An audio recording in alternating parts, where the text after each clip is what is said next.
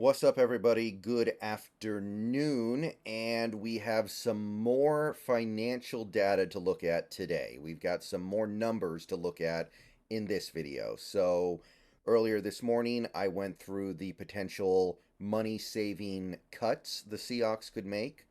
So, now we're going to shift gears into the next way the Seahawks can create cap space going into 2024, and that is simply restructuring. And when I say simply, I mean not quite so simply, if we're being honest. It's not that simple, but this is probably the most clean way to create cap space without hurting the team. So, this process is a little bit convoluted, but let me try to explain it the best that I can. Every player that has a contract with the Seahawks through 2024 on the team has a cap hit associated with their place on the roster for that year, obviously.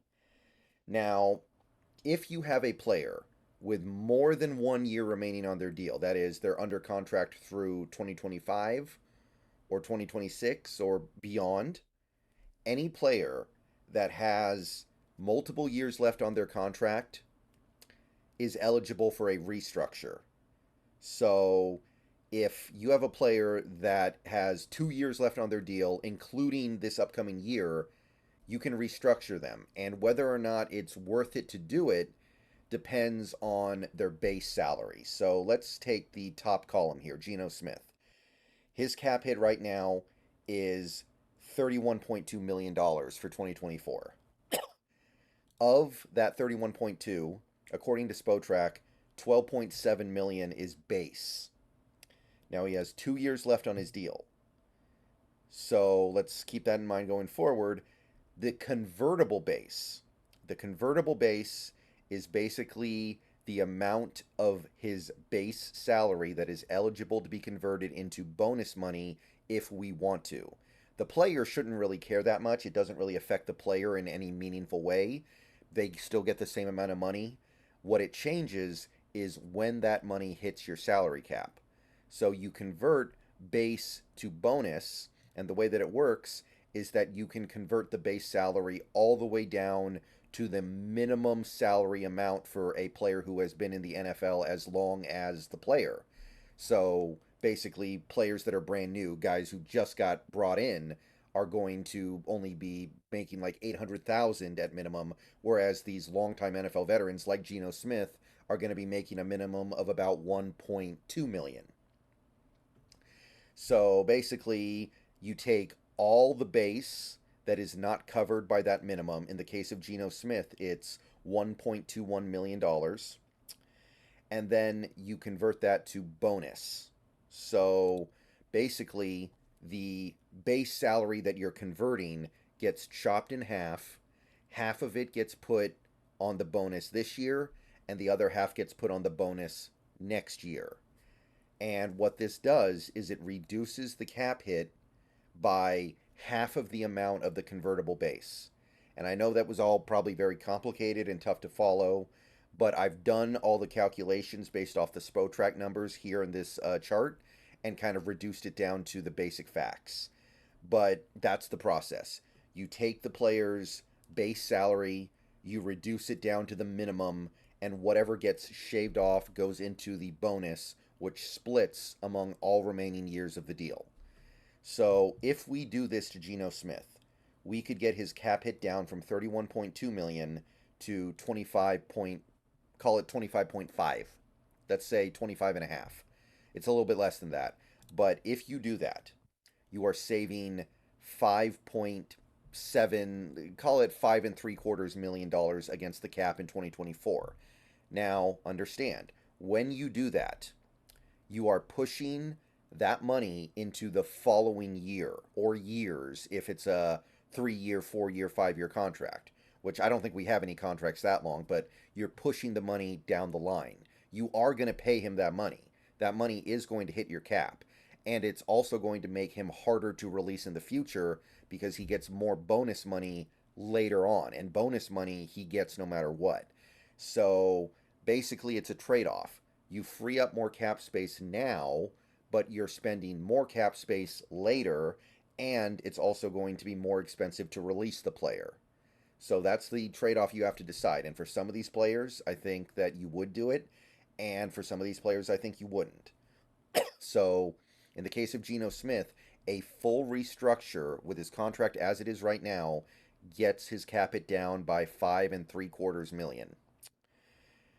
Next player who was eligible for a restructure would be Tyler Lockett. He's currently at 27.8. 27.8. But he's got a big base salary. You could shave that down by converting the base to bonus to about 20.25 million, which means you're saving $7.5 million against the cap. So that's got to at least be a consideration. Although with the way Lockett looked, especially in some games near the end of the season last year, you have to wonder if we want to make a long-term investment in him like that.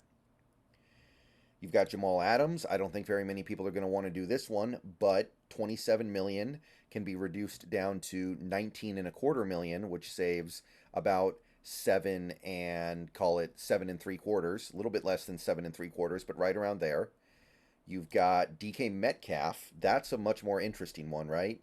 You can get 24.5 million down to 18.5 million, saving just shy of $6 million. Significant. You got Draymond Jones, 18.2 million can get shaved down to about 13.2 million, meaning you're saving about we'll call it $5 million. Just call it $5 million against the cap. And then we have two more here. These are little ones. These are ones that you would probably do if you get to the end of the offseason and you're just a tiny bit over the cap and you need to get down, or maybe you want a little bit more wiggle room under the cap, like you want to get down to like 3 million under instead of 1 million under. You've got Jason Myers. 5.5 can be shrunk down to about 3.9, so you're saving 1.6 million in cap space. Now he's the one guy who has a deal that has 3 years left on it, so you can get that actually spread across the 3 years rather than the 2 years. That's the only deal here like that. And then you have Michael Dixon, and honestly, this isn't even really worth doing, but you could get his cap it down from 3.9 to 3.1 and save a little over 700,000. That would be like an emergency break glass type situation, right? That would be something where you're like, oh, we desperately need another 700 grand, which is very unlikely, but it is an option technically speaking. There are some other guys you could do it to as well and save a tiny bit of money, but it would be even less than the Dixon savings, so I didn't even bother listing it. But yeah, these 7 guys, we've got cap hits of $138 million that if we did all of this, and we definitely wouldn't, but you can reduce it down to about 104 million, and your cap savings, you would be saving 34.2, call it $34.2 million against the cap. Now, obviously, there are some here that we cannot do. We cannot restructure Jamal Adams. Honestly, Jamal Adams should be taken care of by the first video I made, the cuts video. Jamal Adams 100% needs to be not here in 2024, so it shouldn't even be a consideration. Everyone else, though, is interesting, and everybody's going to have their own take. I don't think there's a very good argument to make for restructuring Lockett. We already restructured Lockett last year, and we need to give ourselves as much flexibility as possible to move off of him after 2024 if we decide to keep him. And restructuring him makes that harder, so I think that's going to be a no-no from almost everybody. But I would be open to restructuring Geno Smith, although I think there's a better idea there personally. I would be open to restructuring DK Metcalf because he's young and he's good enough to where I'm confident that he's going to be worth keeping around, so I don't mind pushing his money into the future. Draymond Jones, that one's tough. If you believe he's going to be better under a new coaching staff that utilizes him the way Denver utilized him and gets what Denver got out of him, that's interesting. It's $5 million in savings potentially, but I don't think we can do it right now without knowing how he's going to play. And Myers, I just want to maintain flexibility there because I'm not a believer in Myers. And Dixon, take it or leave it. It's fine either way. Do whatever you want. The money you save is not really worth even discussing. So there's definitely some stuff I would do here. Like if you want to go that route with Geno, I would do it with Geno. That gets you 5.75. and I would do it with Metcalf. That gets you 6. So those two guys alone, if you restructure, you're coming in at like approximately, excuse me, 11.7 million. So that's going to pay for something pretty significant. That could pay for the first year of Leonard Williams' extension plus. That could pay for your entire rookie class 2 or 3 times over, depending on how many UDFAs you bring in. So personally, that's what I would do. I would restructure DK Metcalf for sure if I feel like I need to. And if I'm not comfortable with another strategy with Geno Smith, which I'll get into in a future video, I would definitely take the cap savings and convert the base to bonus and save about 5 3/4. So that's what I would personally do, but these are all the reasonable options. These are the 7 players where it makes sense to consider a restructure to free up some of that base salary into bonus. So let me know what you think. Let me know what you would want to do knowing these numbers. I'm going to be interested to see what people might have to say. But largely speaking, the guys who aren't getting cut basically are up for restructuring. Like you kind of slip through the cracks, right? Like first you're on the chopping block for the cut list. And if you survive the chopping block, you then go to the restructure conversation. And if you go through the restructure conversation, then there's a third conversation that you can have that I'm going to cover in a video either later today or tomorrow. So see you guys whenever that video comes out. Go Hawks.